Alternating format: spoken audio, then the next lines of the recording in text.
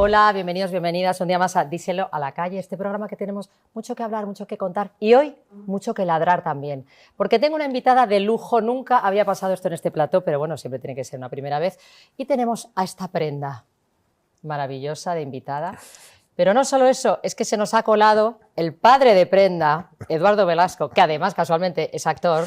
Casualmente es actor y con una trayectoria muy bestia. ¿Qué ha pasado aquí? Pues yo lo que debo decir es que ella es mucho mejor actriz que yo. ¿Tú crees? Por eso la estoy acompañando. Soy como el papá del artista. Realmente, porque se llama Prenda, porque ella hace honor al nombre. Desde cachorrita ya era una prenda buena. Pero ya ves que con el tiempo se ha calmado, se ha acostumbrado a los focos, ella es una star, es una estrella en toda regla, acostumbrada a todo tipo de fotocoles, de alfombras rojas y de pasarela. Es impresionante porque está aquí tranquilita, sí. Ella se ha subido al sofá, ha elegido venir aquí y ya no sé separarse de su papi. Así que ya paramos la broma y nos vamos a lo serio. Eduardo, muchísimas gracias por venir. Gracias a ti por invitarme. En tu agenda tan ajetreada de los 20.000 proyectos en los que te encuentras, que me tienes que contar. Bueno, a ver, vamos a empezar por series que tienes ahora mismo en antena o serie, porque aquí como hay tantas plataformas, ya me pierdo. Bueno, hay algunas series que están en plataformas, o sea, de hecho El Internado ha vuelto a ponerse de nuevo en Netflix, por ejemplo, La Reina del Sur, que está también. Hay series que se están reponiendo. Ahora con las plataformas, como te digo yo, se están sacando muchas series que ya estaban, digamos, en el cementerio, por decirlo de alguna forma, ¿no?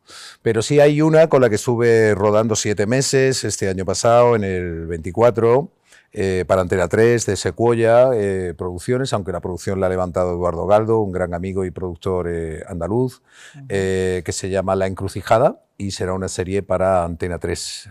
Tiene parte del reparto latinoamericano, mexicano, sobre todo, y gran parte, pues bueno, pues actores y actrices, compañeros, pues como Isabel Serrano, pues como Abel Folk, Silvia Marsó, Óscar de la Fuente. Hay un reparto ideal importante. Han sido, ¿no?, 60 capítulos que hemos rodado en 7 meses. Y, mira aquí, Fernando, con el amigo Fernando. Mira.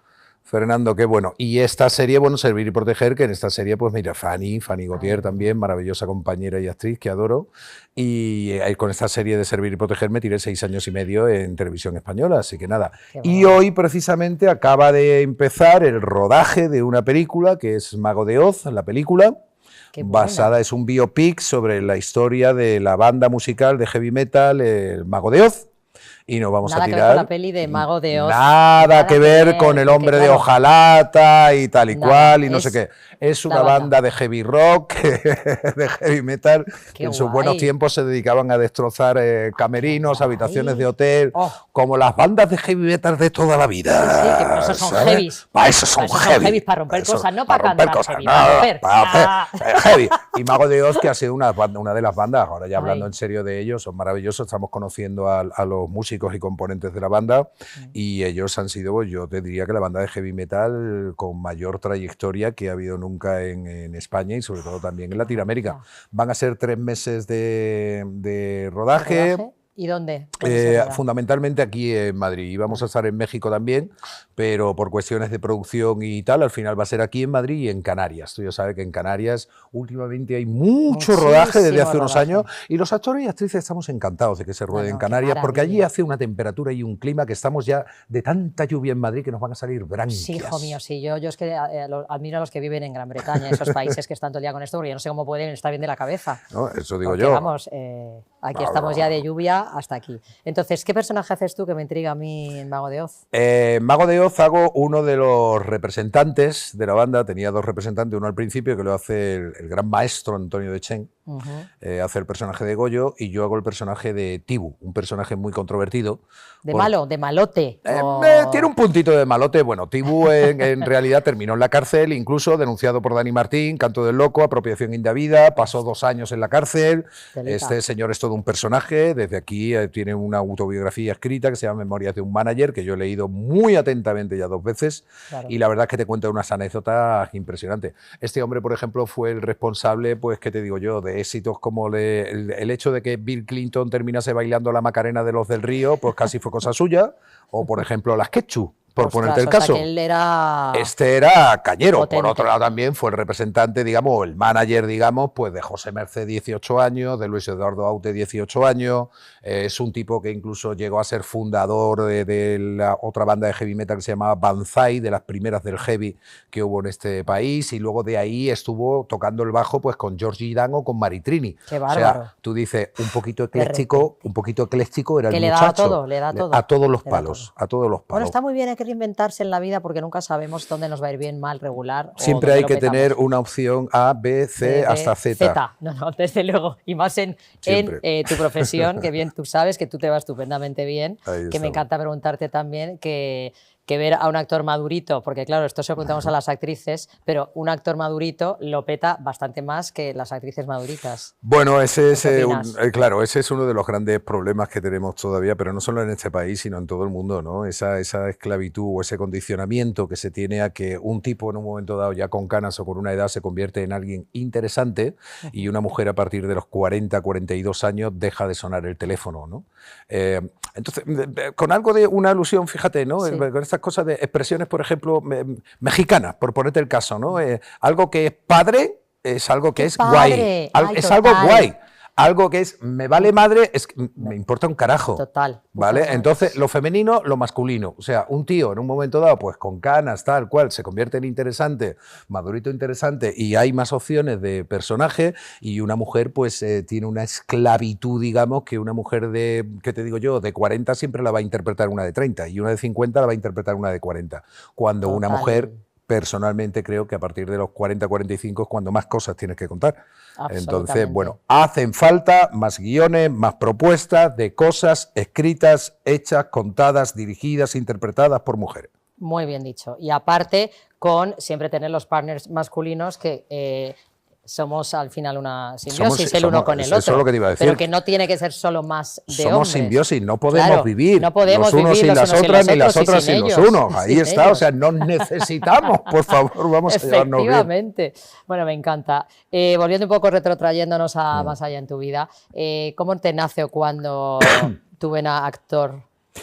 Bueno, todo esto, yo qué sé, todo esto surgió, yo tenía 20 y pocos años, yo empecé a estudiar tarde, O sea, que mayorcito ya. Sí, estudié en el Instituto del Teatro de Sevilla y allí coincidí, de la misma promoción, arrancamos el mismo año, pues yo qué sé, actores y actrices como Belén López, José Luis García Pérez, Alejo Doherty, Julián Villagrán, en fin, salimos de allí, Antonio Garrido, salimos un grupito de gente muy, muy interesante.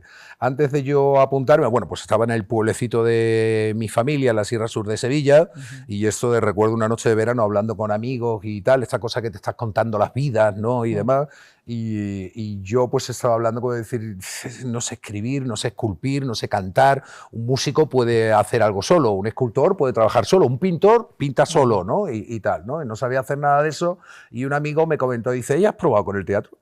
Y dije, el teatro. Qué fuerte. Vale. Y probé con el teatro y descubrí que un poco el teatro es ciencia de las ciencias artísticas porque todo confluye allí, la escultura, la pintura, la literatura, la música, todo. ¿no? Y lo que te dé la gana más porque, claro, es un espacio de Todo, creación. es un espacio de creación tan grande y tan bestia y sobre todo es algo que jamás puedes hacer solo. Ni siquiera el brujo, Rafael Álvarez, hace los espectáculos solo, tiene un equipo de producción, de dirección, un poco todo, ¿no? Aunque esté él solo encima del escenario, ¿no? Sí, pero eso es un arte colectivo y entonces se trata mucho de crear esa sinergia. Ahí me enamoré, me picó el veneno del teatro y desde entonces, pues bueno, afortunadamente, de una forma o de otra, llevo 30 años ya dedicándome a esto. A lo tonto, a lo tonto. A lo tonto, a lo tonto. Y de cine, teatro, tele, ¿qué es lo que más te llena como actor? Teatro. ¿Verdad? El teatro, si tú le dices a un músico, ¿qué prefieres? ¿Grabar un disco en estudio o grabarlo en un directo? Te va a decir siempre que en un directo. Bueno, no te creas, porque hay mucha gente luego que le da mucho respeto y miedito, a pesar de que parece mentira, porque un artista se debe a su público, pero claro, tú tienes un estudio, tienes edición, en la tele igual, corto, pego. Hay gente que en esta profesión le pasa también eso. Hay gente que en esta profesión, por ejemplo, le tiene miedo, digamos, al teatro, porque el teatro, ten en cuenta que tú puedes hacer 500 funciones de una misma representación. En el momento en el que se levanta el telón, el vértigo, antes de que se levante el pellizco que tienes aquí, lo vas a tener todos los días. Y si no lo tienes, como me dijo Lola Herrera una vez hace 20 años, que estás muerto. O ¿sabes? O sea, ese vértigo lo vas a tener aquí siempre. Y el teatro es el directo. Entonces, es esa esencia. No hay nada más hermoso que sentir encima de un escenario, y esto lo he dicho yo muchas veces metafóricamente, que hay un momento en el que como actor sientes que tu brazo como si se alargase y le pegase un pellizco en el corazón al público y dice, yo sé que ya te he atrapado. Yo sé que ya os tengo. A partir de aquí, haga lo que haga, sé que el foco está aquí y de aquí el foco yo lo llevo a otro compañero para beneficiar la historia, lo que estamos contando. Pero eso es muy bonito y cuando acaba el espectáculo al espectador le puede gustar o no gustar, puede aplaudir o puede abuchear, pero tú sabes que has atrapado. Qué maravilla. Y eso es, para mí, es magia pura. Cada disciplina tiene una forma de trabajar. El cine tiene una metodología, la televisión, que todo es para ayer, tiene otra, y el teatro tiene otra. Hay que adaptarse a las tres disciplinas que son distintas. Y como cuando empiezas hasta ahora, después de esa trayectoria que dices de 30 años, ¿cómo ha ido cambiando tu perspectiva como actor? Si te vieras tú hace esos 20, 30, ¿cómo empezaste? ¿A cómo te ves ahora? Bueno, pues yo creo que a todos nos pasa lo mismo, ¿no? O sea, lo más normal que te suele decir un actor o una actriz es no quiero ver nada de mi trabajo, no quiero ver nada de lo que he hecho. Por favor, qué vergüenza. Dios mío, pero ¿cómo pudo hacer eso? Verdad. Y tal y cual. O sea, que tú te ves en el pasado en series de antaño y dices, Dios mío, ¿esto qué es? Claro, ¿Qué pasa, no? Claro, eso suele pasar. O sea, yo creo que un actor o una actriz, el único momento en el que tiene que estar pendiente del trabajo que tiene que estar haciendo es si está en una serie diaria y es de largo recorrido. Sobre todo porque no hay tiempo para nada, entonces sí está bien que tú vayas viendo tu propio trabajo para ir rectificando, ir, como te digo yo, modificando algunos gestos o algunos tics a los que te estás agarrando con el personaje que no son convenientes, ¿no? El resto, vas, te entregas al 500% con cada personaje y si pasa el filtro del tiempo, pues muy bien, si no pasa el filtro del tiempo y lo vuelves a ver, aprendes de esos errores para no volverlos a cometer. Pero evidentemente yo no soy el mismo actor ni siquiera que hace 2 años o 3 años. Ya ni te cuento que el mismo actor que hace 15 o que hace 20. ¿Sabes? Cuando yo aterricé aquí en Madrid, afortunadamente lo que tenemos, y no solamente en esta profesión, sino como persona, o sea, crecemos, evolucionamos, vamos cambiando y de eso se trata, ¿no? De ir creciendo y evolucionando a medida que vamos teniendo más experiencia con nuestra profesión y en la vida. Claro, porque no es lo mismo la tristeza que pones en un personaje con 20 años, de qué tristeza has acumulado en 20 que con 50, ¿no? Hay determinadas historias. Yo ahora mismo, por ejemplo, estoy con una agente, no hace falta dar nombres porque es un proyecto muy embrionario para teatro, pero que me están proponiendo y tal, sobre derechos que se han comprado sobre una serie de éxito para intentar hacer una versión teatral. Los personajes, claro, lo que yo leo son personajes que tienen 30 y pico, 40 y pocos años. Me están proponiendo y yo digo, ojo, para tú hacer un personaje de esa edad. Yo tengo 56. Entonces yo con la bien imagen estás que doy, 56, el chiquillo. Te Oye, lo agradezco mucho, muchas gracias. Por eso te dan esos personajes, hijo mío. Pero bueno, pero esa es la historia, que es que un tipo ya con el pelo blanco y con la barba blanca y tal, y ya 56 sacos, es que yo la vida y las relaciones no las veo igual que como las veía con 30 y pico, con 40 años, ¿no? Entonces son estas cositas de ir adaptando, irnos adaptando también a qué contamos desde cada edad. Pero yo sí creo fervientemente que desde la interpretación también tenemos un objetivo y una misión, ¿no? Y es no solamente formar parte de la industria siendo un producto de imagen que está dentro de un proyecto, sino que también tenemos la responsabilidad a nivel social de transmitirle valores y cosas a la gente a través de nuestros personajes. Un malo nunca puede ser un malo gratuito y yo en eso estoy especializado, siempre me llaman para hacer de malo. Sí, sí, es verdad. Los malos tienen su corazoncito. Genial. Y si hacen las cosas, las hacen ¿por qué? Genial. Hay que entender por qué hacen las cosas. Entonces hay que llegar a ese corazoncito del malo y exponérselo al espectador. Sí, para que te caiga bien el mal. Que nos pasa a veces que ves una peli maravillosa, puede ser tú interpretando y dices, qué malo es, pero es que me encanta. El malo te encanta porque hay algo que el personaje, el actor ha hecho en ese malo que toca con el corazón del de enfrente, aunque sea el peor asesino. Yo te pongo un ejemplo, la serie Los Sopranos, por ponerte el caso. Los Sopranos, pues teníamos al maravilloso actor que interpretaba al personaje y de esa primera en una secuencia estaba pegándole tiros en la cabeza a alguien, lo estaba matando y cagándose en toda su casta entera, y en la siguiente secuencia estaba llorando a moco tendido en la consulta de la psicóloga porque se le habían muerto 2 pajaritos que tenía en su casa. Entonces tú dices, ¿cuánta sensibilidad Y cuánta cuánto frialdad, odio. cuánto, Claro, y que es cuánto sociópata el tío, ¿no? Dice, pues tienes la cara y la cruz de una misma moneda. Madre mía. Es un poco como, así como me ha dado a entender también, como Tarantino con sus protagonistas, también que trabaja muy bien eso, ¿no? El bestia, tiros por todos lados, brutal, y luego La la vida, humanidad. hasta la comedia incluso, ¿no? Claro, porque Hasta la comedia. la comedia definitiva también es un poco eso, ¿no? O sea, tú le das un giro de tuerca a la tragedia y se te convierte en comedia. Exactamente. Es que termina siendo comedia. Sí. O sea, hay grandes pelis que hemos visto en la historia Sí. del cine que son una comedia, es un asesinato, pero tal y como están tratando de tapar ese asesinato es que te estás desternillando de la risa. Totalmente. Y O además, sea, cuanto bueno. más serio se lo toma el actor o el personaje, más gracia hace. Si intentas Exacto. hacer el gag de voy a hacerme el gracioso, ya no hace ninguna gracia. No, la comedia tiene siempre, Claro. la comedia, por ejemplo, en este tipo de cosas siempre es una cuestión de tempo y de ritmo, que es fundamental, pero también es una cosa, una línea muy delgada de la que si tú te pasas 1 milímetro de energía, ¡puf!, te has ido completamente, y si te quedas en el punto justo, en el punto exacto, ahí está bien. Por eso Claro. es fundamental siempre tener la visión del director. Claro, es que ahí está, exactamente, justamente que entrevisté otro día a otra actriz y hablábamos de eso, la importancia de tener a alguien que te dirija, porque Siempre. cambia, nunca mejor dicho, la película, Totalmente. alguien que te dé un enfoque, porque tú como actor aparte estás en tu yo contigo y un director ve al otro, ve Claro. la escenografía o ve... Suele pasar. Yo, por ejemplo, soy un actor, a mí me hace mucha gracia la última gira de teatro que he estado haciendo, que fue la de la Fiesta del Chivo con Juan Echanove, por ejemplo, y tal, nos Sí, yo tiramos te fui ahí a ver, 2 que me lo dijo años. Marta Molina ayer, me dice, si la Claro, vimos con pues- Lucía Pues Quintana. eso, claro, pues eso, con Qué Lucía bueno, Quintana, pues maravillosa, estuve que viéndote, ella, pero no me acuerdo, claro. Lucía Quintana ahora mismo está haciendo, dirigida por Juan Echanove, lo de La Reina de la Belleza de Albi. Por favor, creo que volverán a Madrid Madre con mía, pues me lo María perdí. Galeana. María Galeana con 90 años Qué ya, bárbara. Valle, no te lo pierdas, Qué porque ver a bárbara. María Galeana con 90 años, el trabajo de interpretación que hace encima de un escenario, eso es una brutalidad. maravilla. Y Lucía Quintana está para comérsela. Ahí compartimos una gira muy, muy bonita. Y con esto, ¿a qué venía esto de lo del tema de los actores? Juan Echanove, por ejemplo, muy gracioso, me decía, y dice, Velasco, mientras más cansado llegas, mejor función hace. ¿Sabe? Porque Qué es la buena. energía que le pone. Hay actores o actrices, por ejemplo, a los que, y perdón en un momento dado, no sé las horas por decir la expresión, Sí. a la que hay que pegarle un apretón en las gónadas o en los ovarios, ¿sabes? Para una que tengan patadita. energía. Total. Eso es muy complicado. Subir la energía a un actor o una actriz es muy complicado. Bajarla es fácil, porque son como toquecitos. Baja un poquito.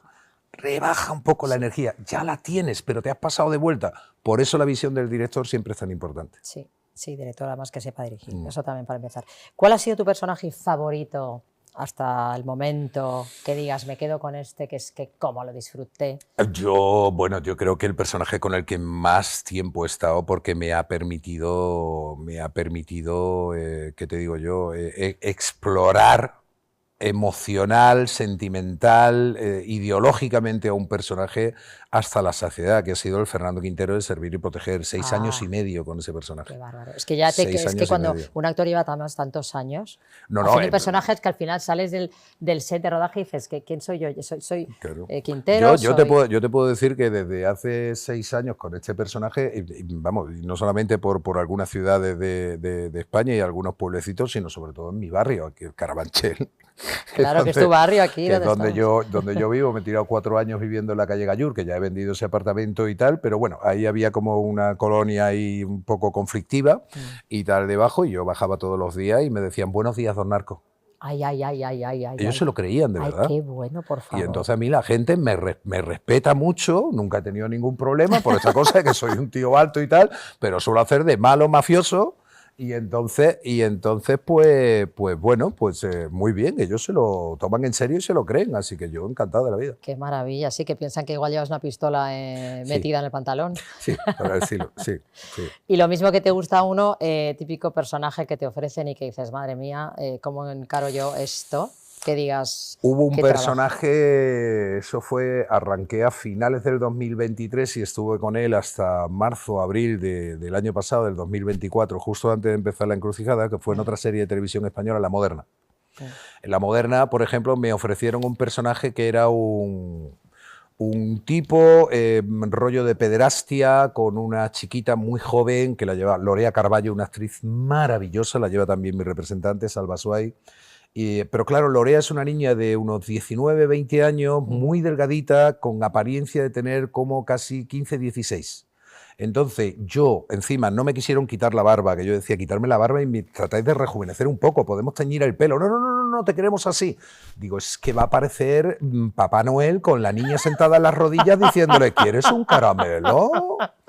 Y recuerdo que lo hablé muchísimo con Humberto, con el productor, y lo hablé con los directores y tal, y con compañeros de equipos de realización que me encontraba allí, de decirle, por favor, os lo pido, por favor, si veis el más mínimo gesto, mirada, lasciva, lujuriosa, libidinosa por mi parte, avisarme, claro, cortemos, porque yo voy a cortar, sí, como lo sienta, lo voy a cortar. Porque lo dejé muy claro desde el principio, hay que ahondar en la soledad del personaje y que el personaje lo único que quiere tener es compañía, o sea, quiere pagar a alguien para tener compañía, pero la trama tal y como está escrita y expuesta para una serie de televisión española en horario de máxima protección infantil, claro, era muy delicado. Yo recuerdo que ese ha sido el personaje al que pues, me tiré como un mes y medio dándole vuelta a la cabeza a ver cómo lo encajaba. Cómo encarar ese personaje sin que cayera en lo sucio, algo... En lo sucio. Claro. Es que es un tema muy delicado y sobre todo con las cosas que están pasando y que estamos viendo. O sea, este tema ya no es solamente un abuso o un acoso, sino es algo de pederastia y algo a nivel de imagen muy sucio en una cadena pública y en un horario de superprotección infantil. Porque ese tipo de personaje que puede pasar ese límite, ¿no? Hay una fina línea. Sí, con este tipo de personajes, sobre todo, ya te digo, la responsabilidad social es como muy gorda, ¿no? En este ejemplo que te estaba poniendo sobre lo de la serie La Moderna y tal, siendo un caso de pederastia, las sensibilidades que hay ahora mismo con el acoso sexual, el abuso sexual, violaciones en un momento dado a menores o la cosificación sexual que se hace sobre menores y tal, y todo el tema de pederastia, son cuestiones como muy delicadas, ¿no? Entonces, aunque sea una serie diaria, que es un ritmo trepidante, no hay tiempo para nada, pensar, o sea, ¿no? Todo es para antes de ayer. Por eso el trabajo de los actores y actrices tenemos que llevarlo desde casa y con esa responsabilidad de decir desde dónde abordo a este tío para que no se vea algo sucio. La única forma de justificarlo era la soledad que sentía él, ¿no? Y el cómo intentar rellenar esa soledad. Pagar en un momento dado para que alguien cubriese esa soledad. Y al final resulta que mucha gente que estuvo viendo la serie y tal por la calle me decía, dice, qué asqueroso tu personaje, pero al mismo tiempo, ¿cómo lo entendí? Qué fuerte. ¿Cómo lo entendías? Porque lo que se sentía solo y lo que necesitaba, digo, bien, menos mal. Menos mal que ha tenido la perspectiva que tú le has dado. Claro, porque si no es, ya te digo, es todo como muy delicado. Y a mí ya me dieron unos cuantos bolsazos por la calle por hacer de un malo gratuito. Esto me iba a preguntarte de repente que si tú harías un personaje que conflictúe mucho con tu ideología o algo que te pareciera tan cerdo, con perdón, ¿lo harías? Sí, así, y te lo digo así, así de claro, porque creo que es tremendamente necesario. Sí, ¿verdad? Hay una anécdota maravillosa, te la resumo brevemente en menos de un minuto, lo intento. Hay una película, por ejemplo, sobre la Segunda Guerra Mundial que se llama El hundimiento, Hitler. El actor que interpretaba a Hitler ya murió de un cáncer hace muchos años, pero a este señor, cuando esta peli ganó Oscar, tal, y muchos premios, ¿no? Reunió a la familia porque tenía que interpretar a Hitler. Y le pidió permiso a la familia para interpretar al personaje. Si no tenía el permiso de la familia, no lo iba a hacer, aunque tenía un contrato millonario por delante. Pero es que era lo que él decía, es que yo tengo que justificar a Hitler. O sea, a Hitler no se le puede interpretar gratuitamente. Hitler tenía un porqué. Él pensaba que estaba haciendo un bien por la humanidad y ha sido el mayor asesino que ha tenido la humanidad. Claro. Pero a la hora de interpretarlo, tú tienes que justificar y que meterte y amarle y meterte en esa... No puedes hacerlo juzgándole desde el... Claro, que lo juzgue el espectador. Claro. Pero tú tienes que tratar de exponerle al espectador de dónde venía todo eso, de dónde venían sus traumas, su infancia, su historia, su tal, para que el espectador sea el que saque sus propias conclusiones. Con lo cual, mientras más complicado sea un personaje y mientras más difícil sea un personaje, más atractivo es para un actor o para una actriz. Por lo menos desde mi punto de vista. Efectivamente. Vamos a pararlo aquí un momentito, así con esta profundidad que hemos dicho, la dificultad. Maravilla. Nuestra querida invitada de hoy se ha quedado como medio dormida ya.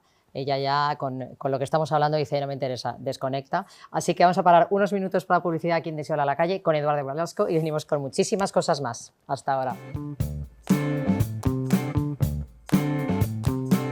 Hoy me he quedado rodeada del mejor cochinillo de España, cochinillo que está asado en la tradición española, el único cochinillo que llega a tu casa envasado al vacío y está cocinado a fuego lento en horno de leña. Cochinillo asado de Carlos Galán, siguiendo la tradición del año 1875, desde el horno de leña a tu casa directito. ¿Cómo lo ves? Envasado al vacío, lo abrimos 20 minutitos, horno y tienes un cochinillo para chuparse los dedos. Así que aquí esperamos cochinillo asado de Arévalo, el mejor, by Carlos Galván. A comprarlo ya y a comerlo ya y a disfrutarlo ya.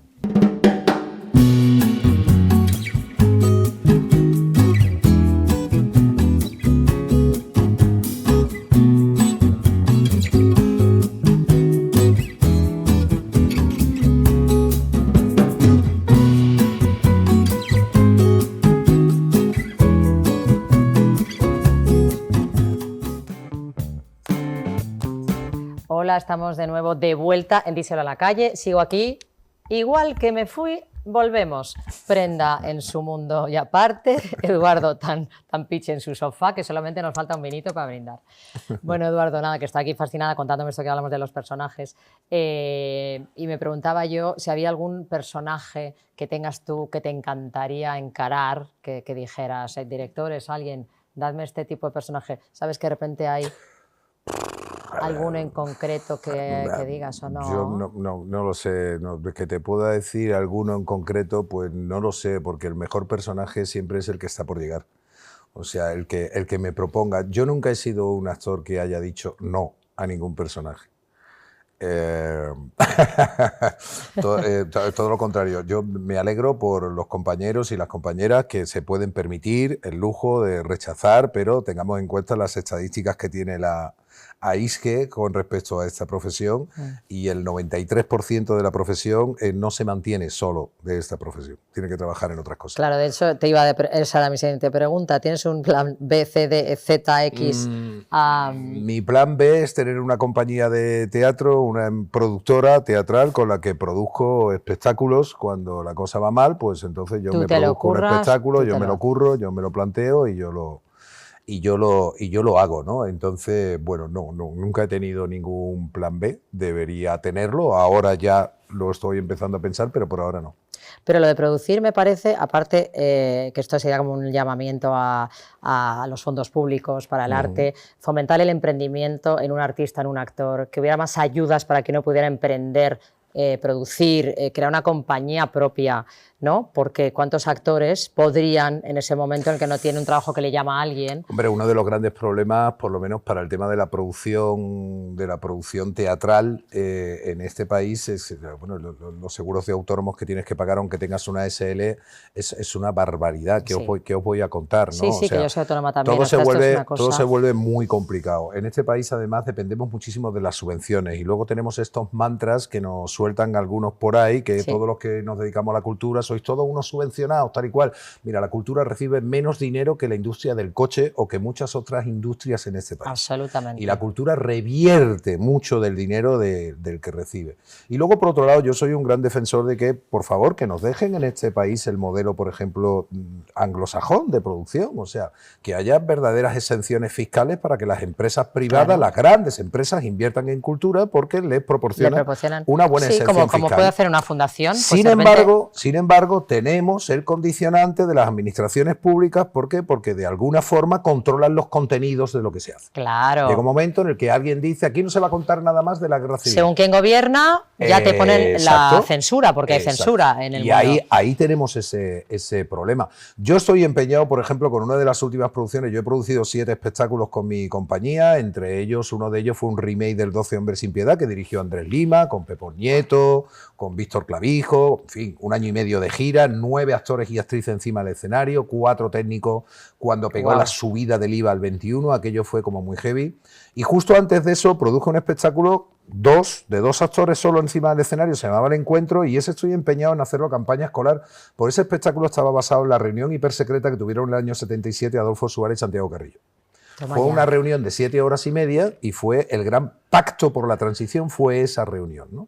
Evidentemente no trascendió nada de esa reunión, pero nosotros ficcionamos con mucha documentación que hicimos, con mucho estudio y con mucha investigación.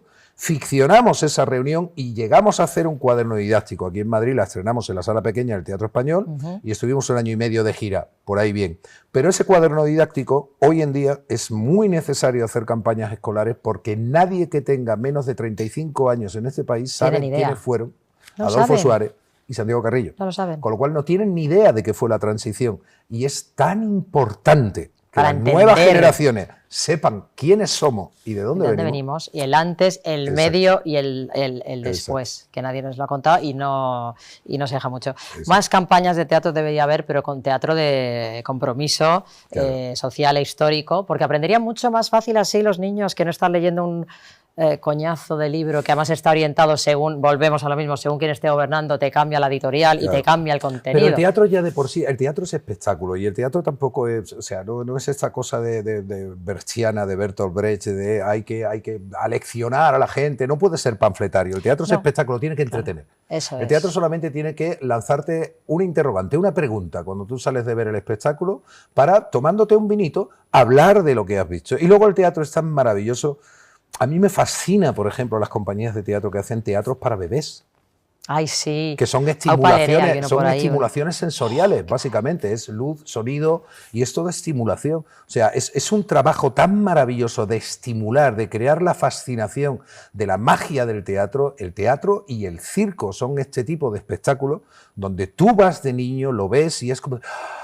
Total. Y todo es una cosa que es novedad. ¿Y cómo pueden hacer esto? En vivo. Y esto. Y gente humana. Y en vivo. No una pantalla, gente humana. Es la fantasía. Claro. Entonces eso es muy bonito. Yo, de hecho, suelo decir muchas veces, yo soy actor porque no sé mentir en la vida real. Entonces está muy bien. Y aparte de ser actor y tal, vamos a pasar un poquito más a tu vida personal. ¿Cómo te cuidas tú? ¿Cuál es un día a día tuyo? ¿Te cuidas algo? ¿No te cuidas? La verdad es que no hago nada. Debería, mira, ahora mismo hay una imagen aquí oye, que pues, parece... pues tienes buenos abdominales para hacer nada, hijo mío. Eso estaba viendo, que ha coincidido con una imagen. Pues llevo como 5 años sin hacer ni una flexión ni una abdominal. Ya con 56 años me lo estoy planteando y estoy diciendo, digo, creo que voy a tener que volver a hacer algo. Y tal, por lo menos unas sentadillas de vez en cuando, y tal, como para engañarme, pero no, afortunadamente la vida me ha dado muy buena genética. Te ha dado esa buena genética. Y entonces, bien, tendría que cuidarme un poquito más. Hombre, no sé, porque también, aparte de que la mujer también hay presión en la industria del cine o del teatro, en los hombres también hay algo, ¿no? ¿O no tanto? Sí. ¿Se le permite más tener una barriguita que a una mujer? Bueno, sí, bueno, depende, se permite un poquito más, es otra cosa. Depende también del tipo de personajes que tienes. O sea, si normalmente tu trayectoria que te están llamando de galán, pues si eres un galán, evidentemente cuídate. Claro. ¿Vale? Pero yo, mi abuela, por ejemplo, cuando yo iba a verla, mi abuela murió con 98 años y cuando yo iba a verla en los últimos años y tal, ella siempre me miraba así como de arriba abajo y me decía, hijo, tú guapo no eres, tú eres más bien un feo resultón. ¿En serio? Qué mona. Y entonces, no, claro, porque yo adoraba a mi abuela. Otra vez me miraba de arriba abajo y me decía, dice, ¿tú a quién has salido?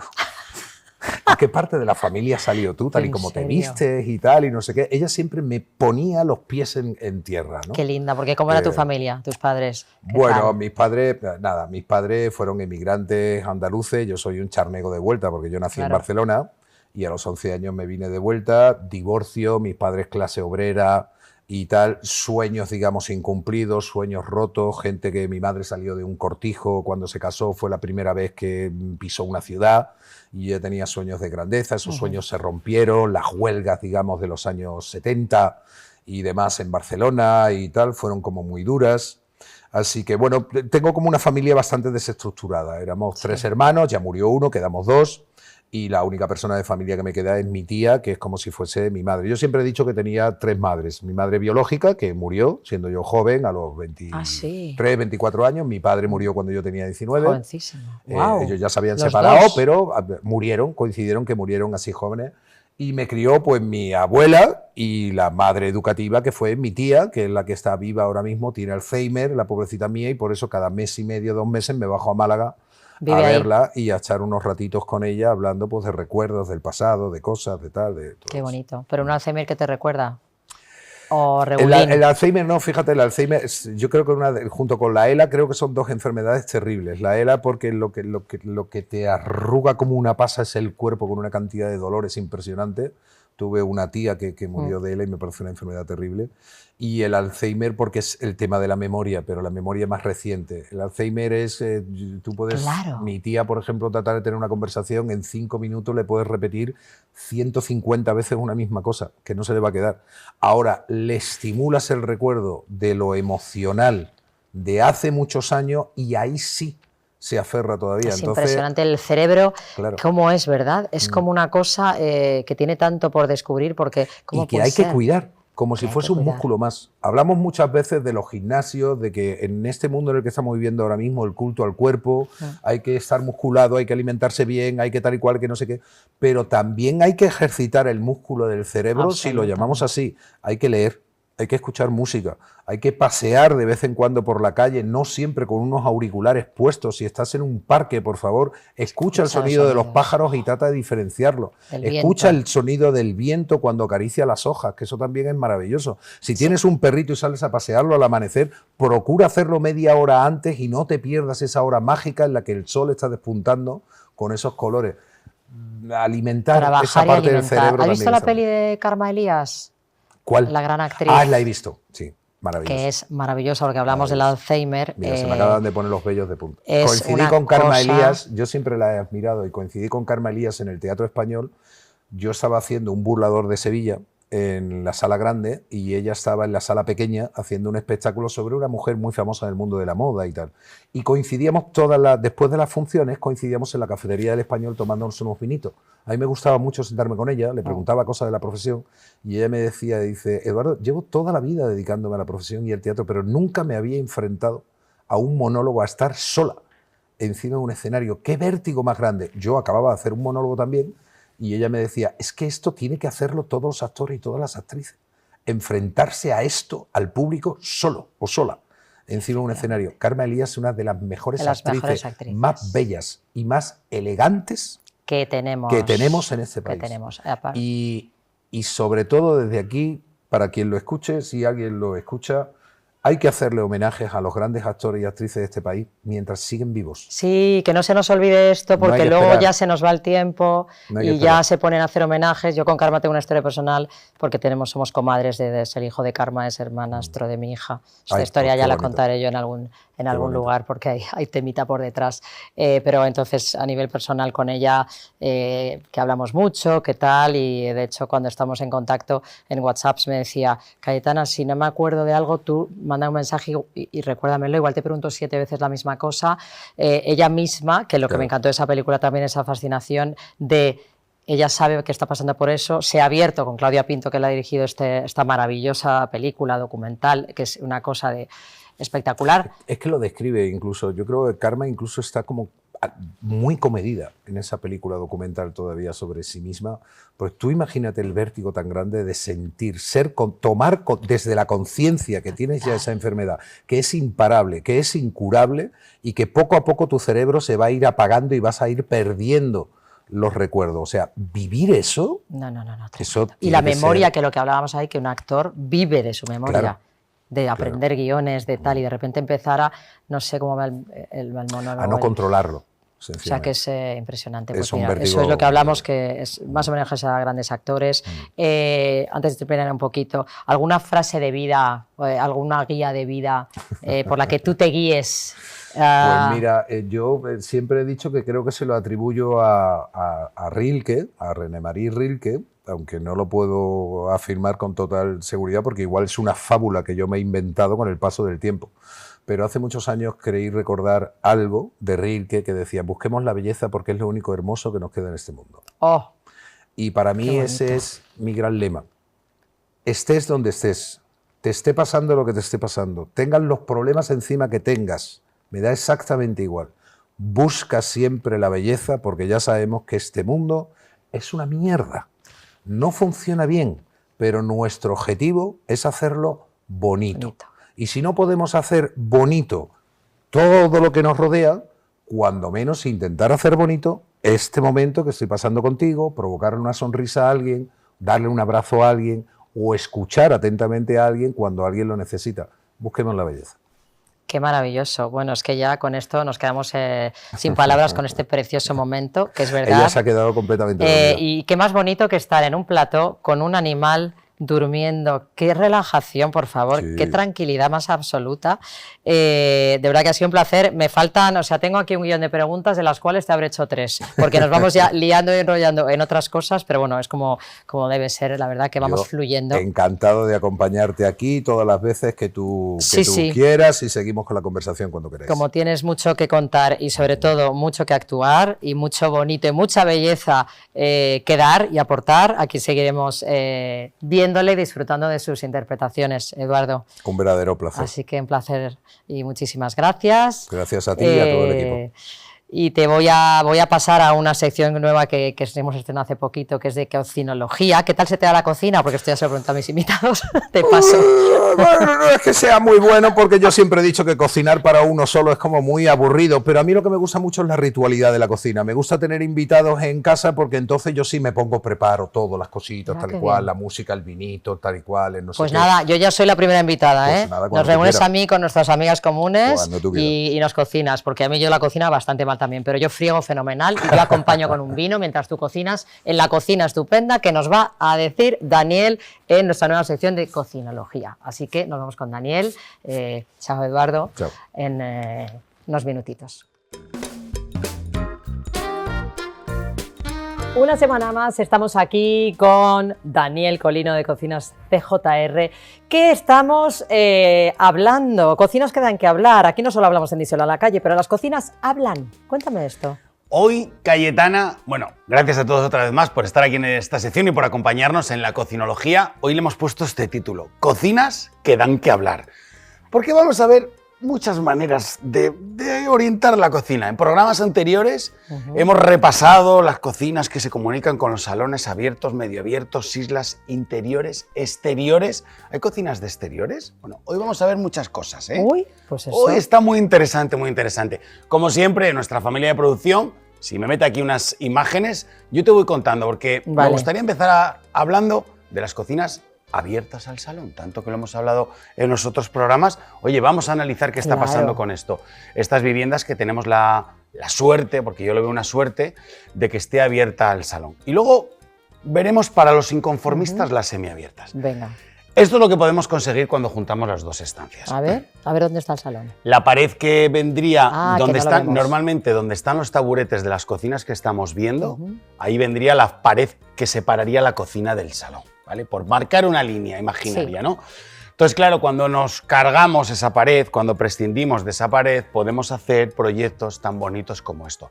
Y dices, Dani, pero estos son súper chalés de no sé cuánto, que no, son pisos, son viviendas, se ve que son pisos. ¿Cuántos metros más o menos puede tener esta cocina? Esta cocina, claro, piensa que está abierta al salón, pero si la cerramos 12 metros, 14 metros. Sí, que tampoco es... Esta es más pequeñita, mira qué islita, mira qué isla. Como lleva de apartamentito de soltero lo veo yo. Fregadero y placa en el frente, la isla solamente es de apoyo, con lunas de horno y microondas. O sea que, ¿qué mensaje quiero mandar yo a través de aquí a todos los cocinólogos y cocinólogas que nos están viendo?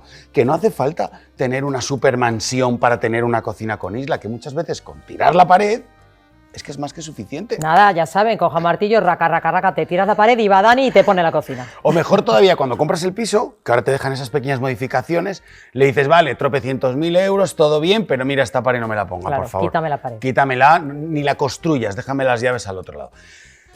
Pero hagamos de abogado del diablo. Y es que los olores, es que los niños, es que no sé qué, es que esto es muy bonito, pero parece de revista. Sí, mira, he visto el sofá por ahí que se asomaba. No pasa nada. Está la cocina abierta y está la cocina semiabierta. Vale. ¿De qué estamos hablando? Lo vamos a ver, como siempre, ahora en imágenes. Vale, porque está, claro, es como integrarlo completamente porque se crea que es el corazón del hogar al final, ¿no? En la cocina que pasan tantas cosas familiares. Nosotros tenemos que crear ese caldo de cultivo, tal cual lo has dicho, de que pasen cosas, que las familias estén cómodas, que esté ese lugar donde hay magia y donde ocurre. Claro. Pero ¿qué pasa si yo luego quiero estar tranquilo viendo la tele o es que hago mucho sardinas y pescado? Sí, porque la eso es otra. sartén. Bueno, pues entonces están las cocinas semiabiertas. Que esto es como las gafas que no llevan montura. ¡Ay, qué monada con cristalera! Que llevas gafas, Me pero no encanta. parece. Entonces, Ay, qué bonita, por favor. he traído como las soluciones que más... Hay un montón, pero las que más me han llamado la atención. Perfilerías en aluminio muy finitas, en madera, en color cashmere. Este es un cashmere. Qué divino eso, mira el bebé. Con doble puerta, con doble puerta. Mira aquí cómo cierras y tú dices, ¡hey, que me voy a cocinar! Qué maravilla, pero además lo estás viendo, es decir, que cierras, pero encima tiene visibilidad al salón, que me parece maravilloso. Es integrar, pero sin oler. Yo es que creo que no hay nada más injusto que cocines para tu familia y que estés ahí olvidado o olvidada, aislado. Aislado, ¿verdad? que además hay mujeres no. que se pasan horas, porque hay gente que todavía sigue existiendo la figura de ama de casa, que hay gente que se dedica al hogar y pasa horas y horas en la cocina para la familia, ¿no? Por eso esta sección se llama así, la cocinología, la disciplina que estudia cómo ser felices en las cocinas. Y a veces ser feliz en la cocina no significa gastar mucho ni poco, significa que esté pensado para que tú puedas estar conversando con el resto de la familia, viendo a tus niños cómo hacen los deberes en el salón, pero ese momento que estoy haciendo una fritura o que hay unas verduras que huelen mucho, una olla express, oye, cierras tu puertita corredera y tienes tu cocina abierta, pero no está abierta del todo. Además, incluso si pones, estoy viendo aquí donde estás cocinando, que va mirando a la tele o a una pantalla de cine, estás además cocinando, viendo la tele tan feliz en tu cocina. Pero de una cosa, que lo veo muchísimo desde que hemos empezado esta sección en todos los programas, el tema isla. O sea, es como ahora la moda máxima, ¿no? Todo el mundo tiene islas en casa, ¿por qué isla? Claro, va todo concatenado. Hablábamos, estas edificaciones que unen la cocina con el salón, que nos dan un espacio extra, que los diseñadores de cocinas tenemos un poco más para meter allí. Oye, pues hemos sacado un concepto, a ver si te gusta. A ver. Son las islas conversionacionales. Bueno, tenía yo problemas con taja, y ahora tú. Islas conversacionales. Conversacionales. De conversar, conversacionales. Total, vale, Sabía porque que me iba a dar la estás risa. socializando, estás juntos unos con otros. Porque no solo pensamos en una isla para tener un espacio extra de encimera y poder cortar y picar. No, pensamos en una isla en la que también te puedas sentar y Qué puedas maravilla. charlar y puedas hacer los deberes y puedas ponerte con el portátil y puedas ver las noticias. O si Claro. desayunas porque tú vas a turnos tú primero, pues puedas sentarte. Estos son espacios Oh, que dan qué pie a bien. la conversación, Mira, mira. que dan lugar a poder estar con amigos, en familia, o tú solo, o haciendo una videollamada con alguien, o mientras cocinas, estar terminando algo. Son islas conversacionales. Ahora Pero sí. para eso, para la conversación y para la isla, necesitamos un espacio adecuado. Cocina pequeña. ¿Qué hacemos con una cocinita pequeña? ¿No nos cabe una isla o una islita? ¿O cómo? Existe la versión de la península, Anda. que algún día también hablaremos de la península. Madre mía, Cayetana, Oye, qué de pues cosas yo tenemos estoy para alucinada hablar, con por esto de la favor. cocinología, hijo mío. Sí queda para rato esto, ¿eh? Para hacer una tesis y todo.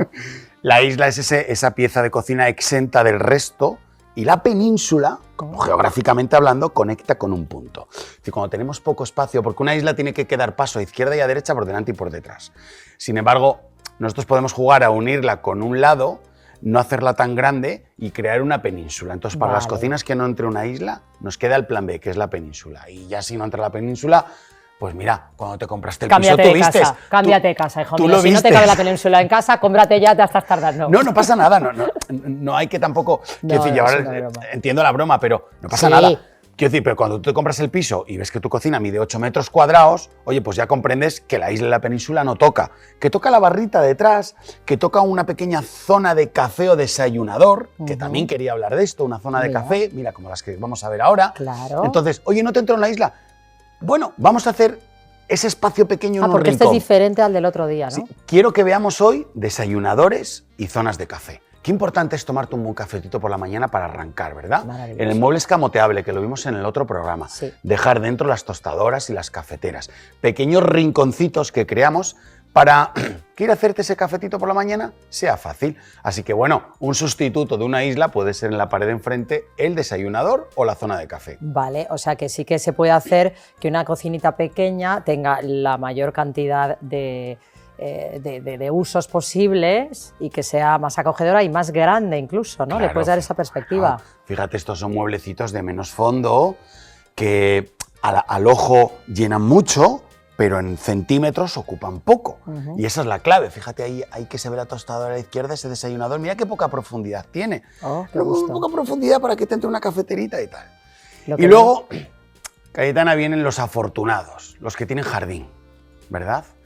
Oye, cómo gusta, ¿no? Cuando vienen los invitados. ¿Y si ponemos una cocina en el exterior? Eso sí que es una telita, porque Eso en el exterior mola, ¿eh? llueve, hay humedad, hay aire.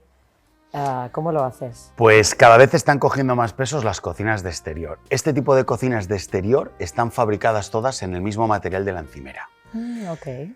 Hice con Reker, que es una marca muy chula de cocinas, que también tiene cocinas de exterior. Tuve la oportunidad de conocerlas, de grabarlas, de analizarlas, de hacer toda una tesis, como bien dices, de las cocinas de exterior, que como siempre digo, está en el canal de YouTube y en nuestra cuenta de Instagram, @cocinasdjr. Ahí todo lo que estáis viendo aquí está en el canal, solo son pequeños extractos. Este tipo de cocinas están diseñadas para el exterior, para la intemperie, para que le llueva. ¿Ves los acabados y los colores? Se nota que son pétreos, que son con el mismo material de la encimera. Mira el pero grifo qué de dónde sale. maravilla es eso, por favor, ¿en serio? Que le Sí. pones la tapa, Claro, porque Sí. tiene que ser, o sea, tanto puedes tener esta cocina en Irlanda como en Canarias. A ver, lo ideal es que haya calor, ¿verdad?, para usarla. Claro, Pero claro. sí, donde Eso tú te iba a quieras. decir. Donde Pero si tú lo haces quieras. dentro de algo que esté resguardado, que te pones unas estufitas, pues ¿por qué no lo puedes hacer en un lugar Bueno, lluvioso? y en este nuestro país, España, que es que hace muy buena temperatura a partir de mayo en una parte muy amplia de España. Os digo todo Levante, toda la zona del norte, del sur y toda la zona de Cataluña. Y allí esto sí que se puede utilizar. Fíjate dónde está la sartén, lleva una placa invisible debajo. Qué Entonces va maravilla. todo como oculto, se cierra, se pueden colocar los módulos de barbacoa Bueno, y de bueno. plancha y puede ser la mejor anfitriona en las fiestas Qué de jardín, barbaridad. Cayetana. A mí, ya sabes que yo de cocina no cocino mucho, pero a mí si me invitas a estos, a los que les diseñas tú la cocina a sus casas, yo me lo voy a comer todo, con perdón, Pues te lo cambio. a comer y a beber todo. Te lo cambio. Puede ser la mejor invitada en una fiesta de Totalmente, jardín. estamos disponibles a que nos invitéis a estas maravillosas de cocina. Yo voy contigo también, ¿eh? Yo voy contigo. Ay, qué bueno. Vamos, pues bueno, encantada como siempre, maravilla, no paramos de aprender cosas aquí en esta sección de cocinología con Daniel Colino de Cocinos PJR aquí en Díselo a la Calle. Volvemos en el próximo programa con esto y muchísimas cosas más. Hasta el próximo día. Adiós.